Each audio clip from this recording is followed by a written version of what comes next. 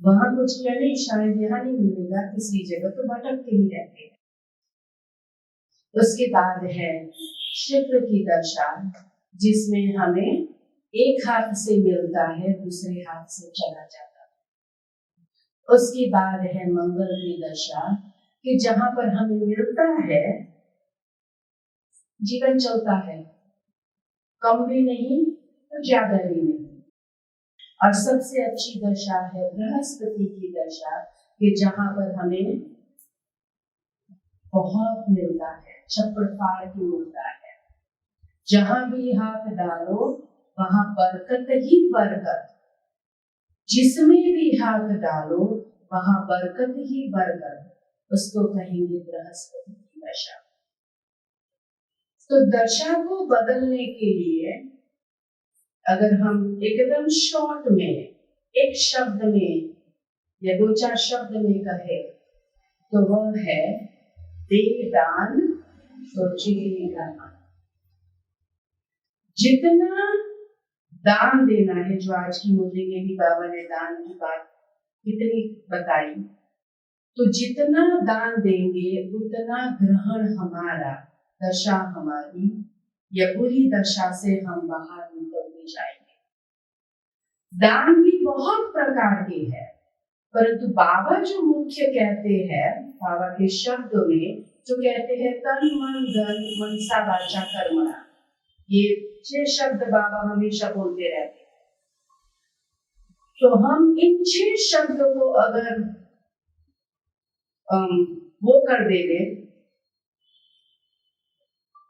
सारांश में कर दे रहे, तो समय का दान, संकल्पों का दान और संपत्ति का दान से और भी बहुत है, परंतु ये सारांश में हम कहेंगे समय का दान, जिसमें तन वचन और कर्म आ जाते हैं, जिसमें हम समय का दान कहेंगे, क्योंकि किसी चीज के लिए हमें समय देना है।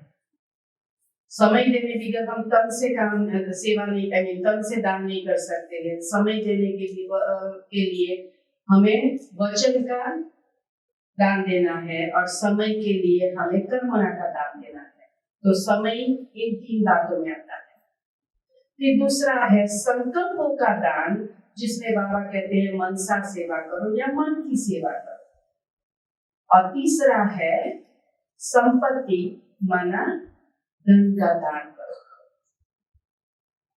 अभी इन दशाओं को अगर हम देखें तो शनि की दशा, अर्थात शनि जो है वो नियमों का देवता है, धर्मराज है, न्याय का देवता है। तो न्याय अर्थात दूसरे शब्द में जो कहते हैं कि जो भी हमने खराब कर्म किया उसका हमें न्याय जरूर मिलेगा।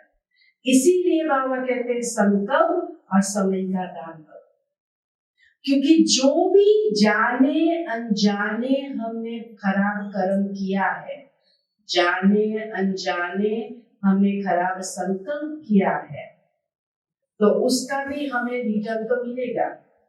इसीलिए कई बार देखते हैं कि अच्छी दशा है, फिर वो अचानक खराब कैसे बन गई। हमारा तो बहुत अच्छा चल रहा था, उसका कारण कोई जन्म में कोई समय पर हमने वो कर्म किया था जिस कर्म का फल अभी हमें, इसीलिए हमारी दशा नीचे उतर गई। तो वो न्याय का देवता है। हमें पता नहीं है कि कौन से कर्म कब हमने किए हैं, कौन से जन्म में हमने किया है और उसका फल हमें किस रूप में कब मिलने वाला है। इसीलिए समय का दान देना है, इसीलिए संकल्पों का दान देना है और इसीलिए धन का दान देना है, संपत्ति का दान, ताकि ये जो कर्म हमने किया है जिसका हमें पता नहीं है, ऐसे के ऊपर भी, उस दशा के ऊपर भी हम विजय प्राप्त कर सके। और इसीलिए कहते हैं कि जितना हम सफल करेंगे उतना हमें सफलता मिलती जाएगी। तो सफल करना अर्थात दान करना, सफलता मिलनी अर्थात इन दशाओं के ऊपर हम सफल हो जाएंगे और राहु की दशा पर पहुंच जाएंगे। फिर शुक्र की दशा, जिसको कहते हैं कि वह जो है देवताओं का भी देव था और असुरों का भी देव था। तो देवताओं का भी देव और असुरों का भी देव, असुरों का ग्रुप कैसे था वो कि देवताओं को और असुरों का, तो कहा जाता है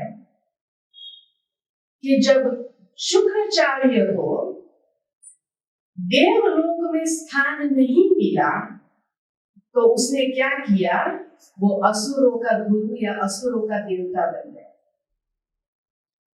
क्योंकि उसे देवलोक में स्थान नहीं मिला। तो आप देखो कई बार बाबा के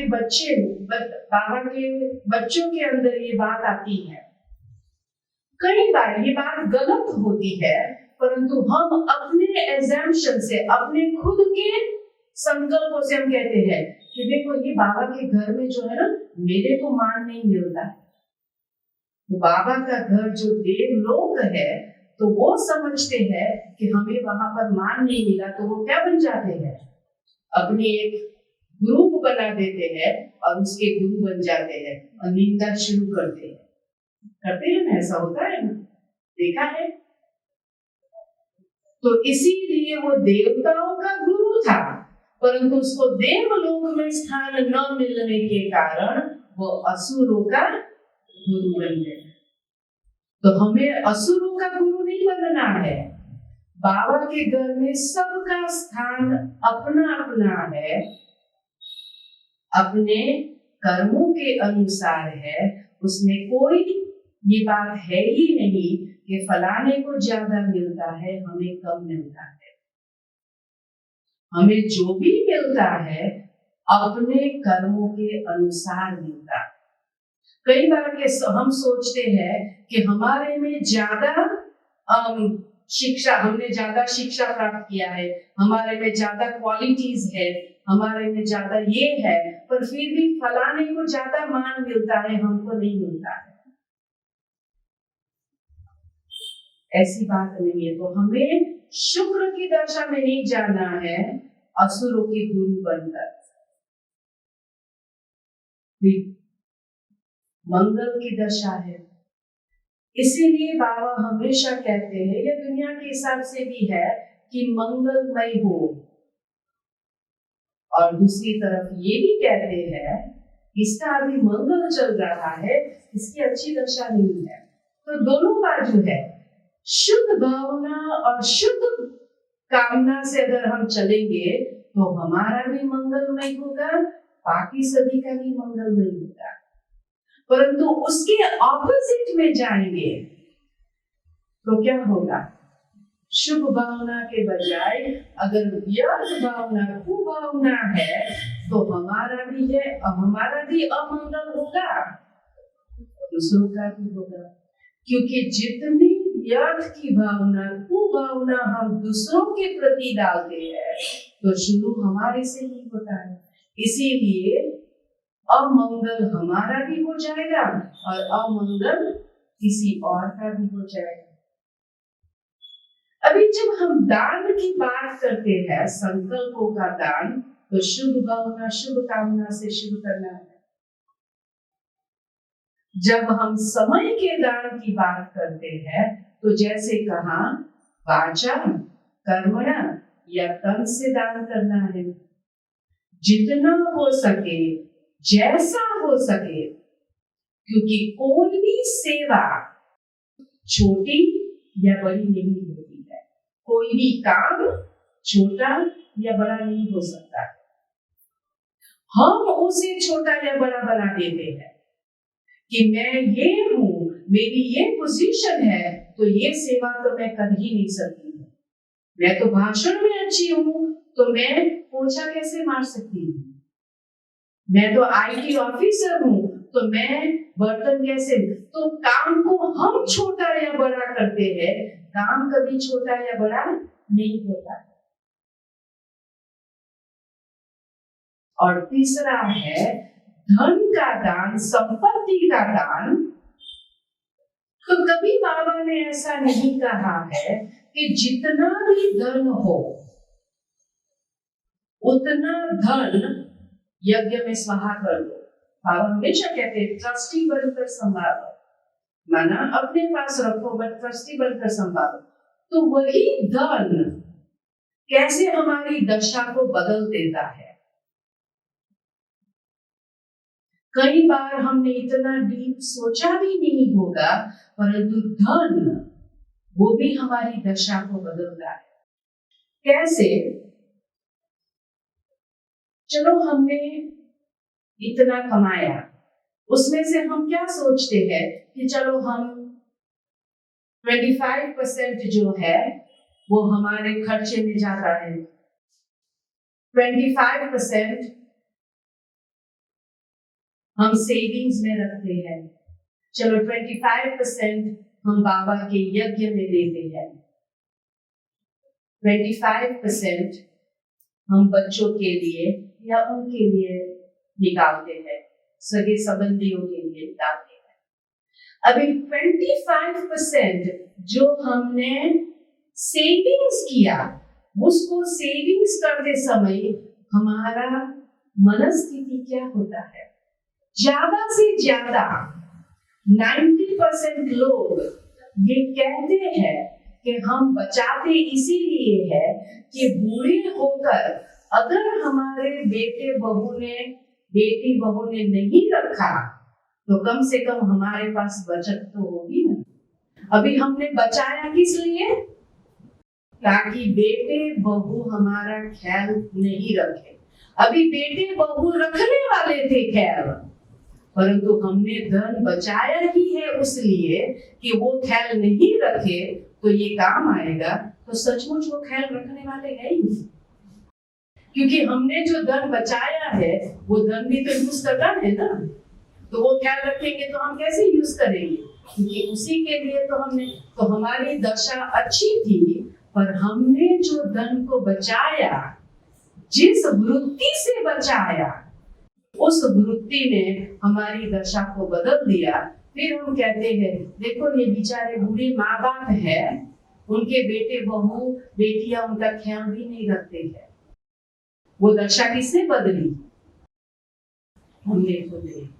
हम सोचते हैं कि चलो हम धन बचाते हैं, अगर भविष्य में कोई बीमारी हुई तो काम आएगा, क्या मालूम कल क्या होने वाला है।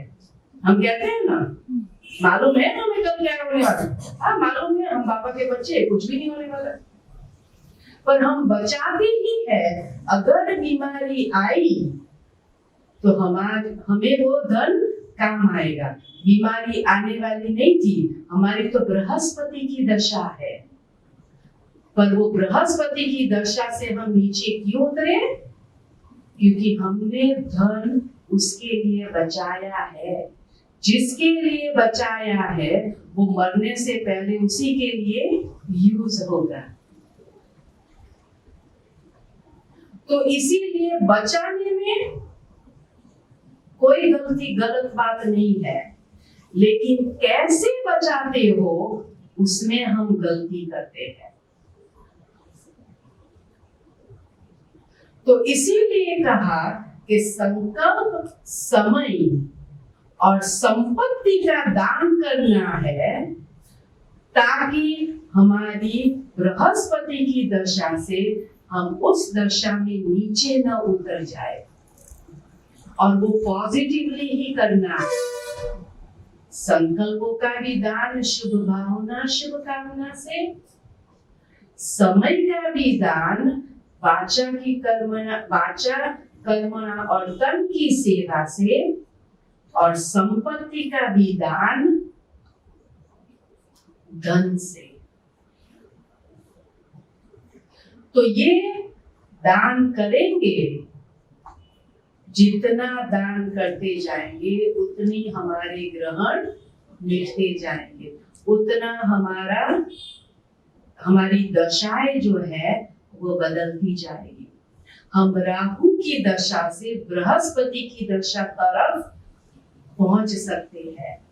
देह दान तो विष्णु ने कहा 15 मिनट थी 8:30